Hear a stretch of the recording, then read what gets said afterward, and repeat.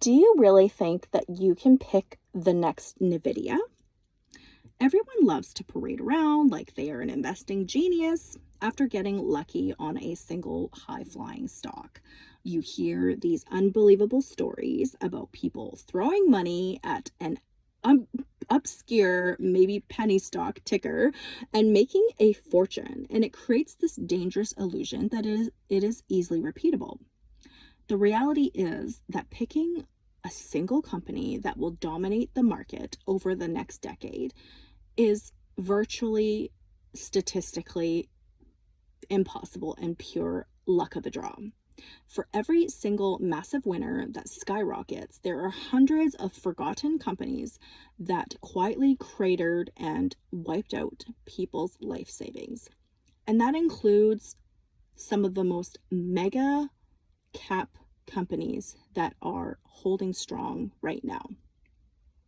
We fall into the cognitive trap of believing we can somehow outsmart millions of professional traders and algorithms. We convince ourselves that reading a few earnings reports or following a trend gives us an edge that the rest of the global financial market somehow missed. The financial media is fundamentally designed to feed your fear of missing out by showcasing all of these extreme rare winners. Every headline highlights the person who turned a modest sum into millions overnight, creating a distorted reality where steady passive investing feels unnecessarily slow. What these flashy headlines conveniently leave out is the graveyard of bad bets made by people trying to achieve the exact same thing. When you build a strategy around hitting statistical home runs, you are essentially treating your financial future like a casino rather than an intentional wealth building life plan. People often confuse an incredible company with a great stock purchase at any given price point. Even if the business is revolutionary, paying an inflated hyped valuation means you have already priced in decades of flawless execution without any room for error.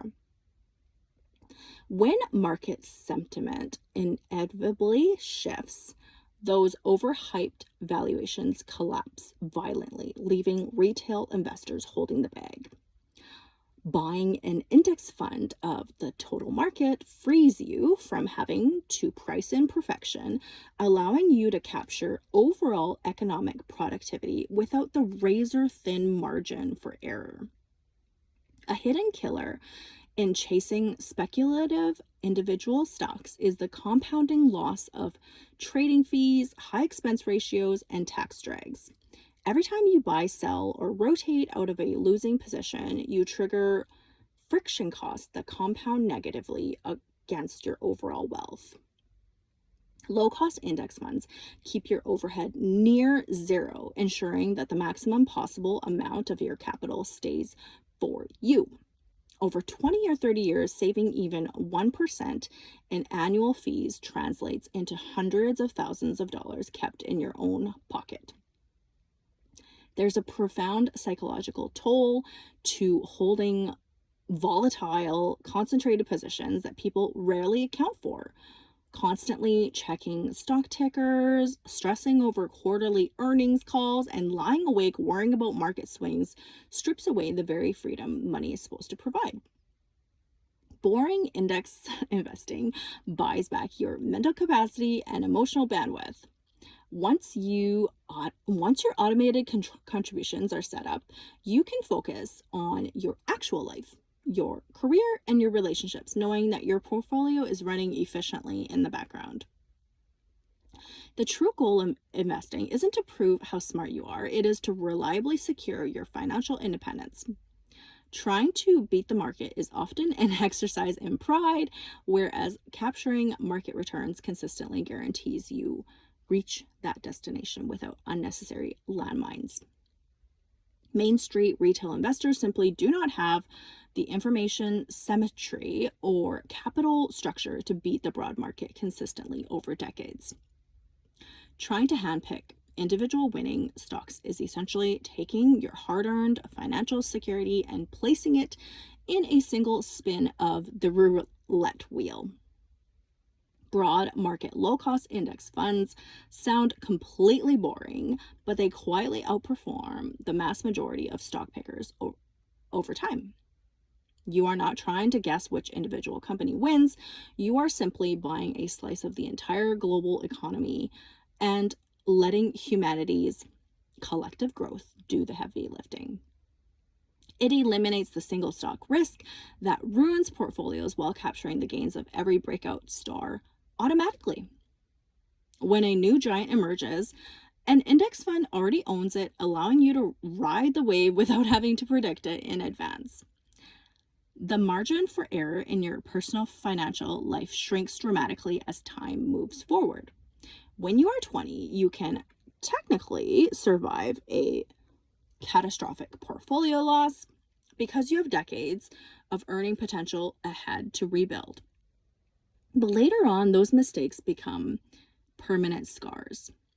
Most people simply cannot afford the brutal drawdowns that come with speculative stock picking.